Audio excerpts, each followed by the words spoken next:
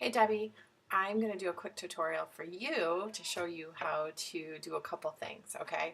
So I'm not very good at this, but hopefully, hopefully it will make sense to you. So I have this picture of Grant open, and what I'm going to do is I'm going to go to File and Duplicate, and I like to do that because I like to work off the copy, because then I still have the original if I screw this one up.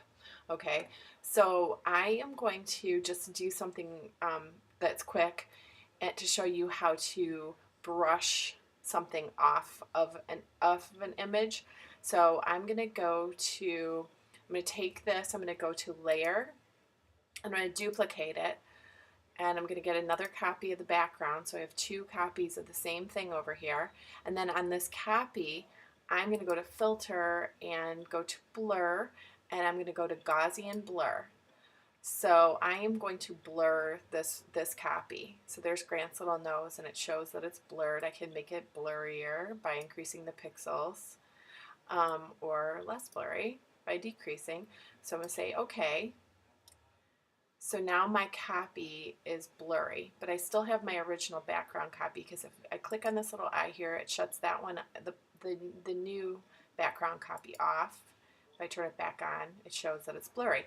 So this little thing right here gives me an opportunity to have a mask layer, a mask on this layer.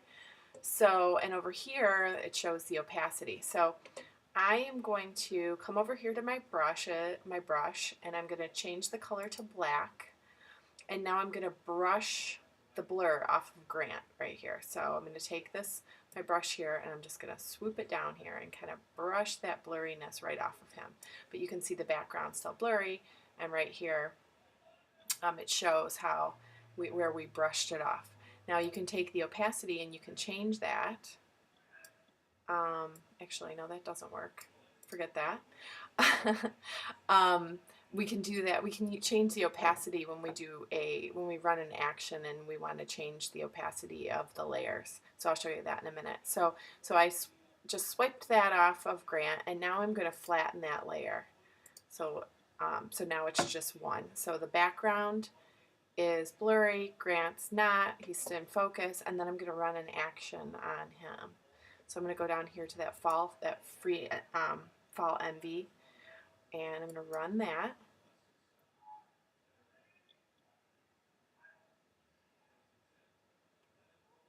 My computer's a little bit slow because I think it's doing other things right now too, in addition to recording.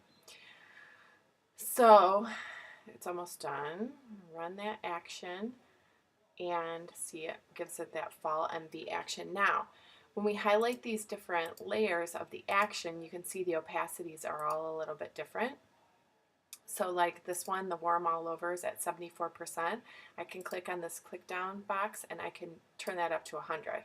And that changes the opacity of that warm all over function. So it was at like 74, which was good, but we'll just leave it around 71. Okay, so now this warm vignette, it's at 81. I like that. I want to turn that one up. So that gives me that vignette. And I think, whatever, it looks pretty good. So let's flatten that. And then I am going to put a matte layer on top of that. So you purchased that Everyday Clean set, and it has a paint on matte. See, it's the Everyday Clean, Color Veil Everyday Clean. You can paint on matte, and I really like that function because it's not as strong as some other paint. So let's run that one. And once that runs, you get an adjustment layer, and it's black. So you click on that mask, and you can take a white paintbrush and paint over the areas you wish to add a matte finish. So I'm going to say OK, and then I'm going to turn my brush white, and my brush is selected, and I'm going to run that all over, and it's going to give it that matte finish, which I like a little bit. That Coffee House Freebie matte is a little much, but this one just kind of paints on a nice matte finish. And then we're going to flatten it once we're done, once it's done running that. sometimes with that paint on mat, it's nice to, his eyes are really small in this picture, but sometimes I actually I brush the mat off their eyes so their eyes pop a little bit. So I can show you how to do that too. So what we would do here is turn the brush back to black, make it smaller, maybe a little bit bigger than that, and then just kind of brush it off their eyes because it makes their eyes pop a little bit. And see, you can see there's little specks right here on that where I brushed it off. And then we flatten again. And there you go, voila. And then we can save it. I always save them onto my desktop. Grant Tractor.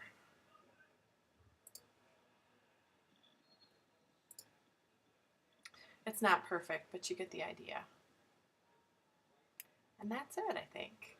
I guess we could crop it.